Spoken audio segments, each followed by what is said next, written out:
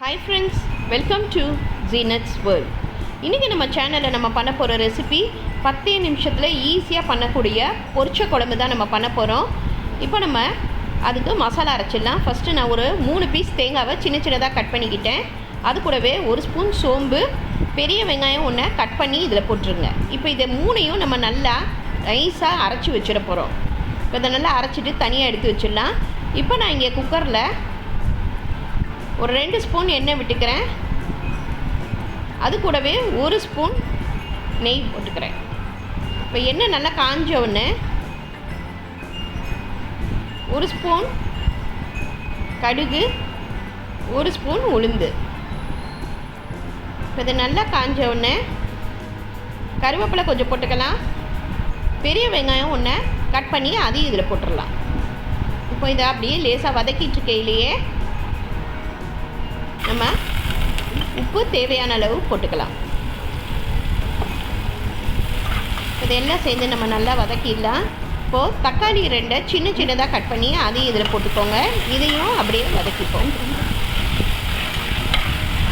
இப்போ இது வதங்க ஆரம்பிச்சிருச்சு. இப்போ நான் உங்கள்கிட்ட இருக்கிற ஒரு 3 காய்கறி எடுத்துக்கோங்க. நான் கத்திரிக்காய், உருளைக்கிழங்கு, வெள்ளை பூசணி எடுத்திருக்கேன். நீங்கள் முருங்கைக்காய் போட்டாலும் சூப்பராக இருக்கும். உங்கள்கிட்ட என்ன காய்கறிக்கோ அதில் 3 காய்கறியே போட்டுக்கோங்க.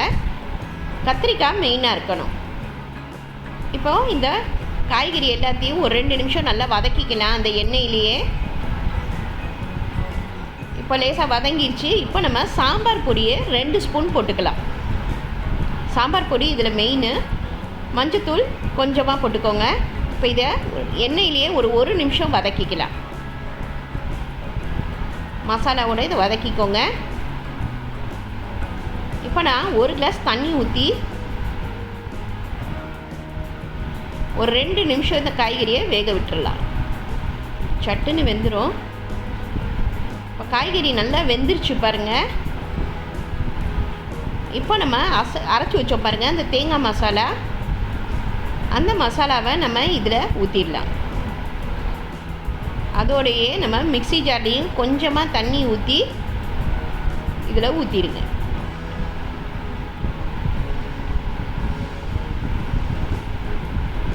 இப்போ நம்ம ஒரு மூடி போட்டு ஒரு 2 நிமிஷம் கொதிக்க விட்டால் போதும். ஏற்கனவே காய்கறியெலாம் நல்லா வெந்துருச்சு. இப்போ ஃபைனலாக நம்ம அதில் 1 ஸ்பூன் நம்ம நெய் ஊற்றிடலாம். நல்லா கமகமன்னு வாசனையாக இருக்கும். பருப்பு வேக வைக்க தேவையில்லை, புளி கரைக்க தேவையில்லை. 10 நிமிஷத்தில் இந்த பொரிச்ச குழம்பு ரெடி ஆயிடும்.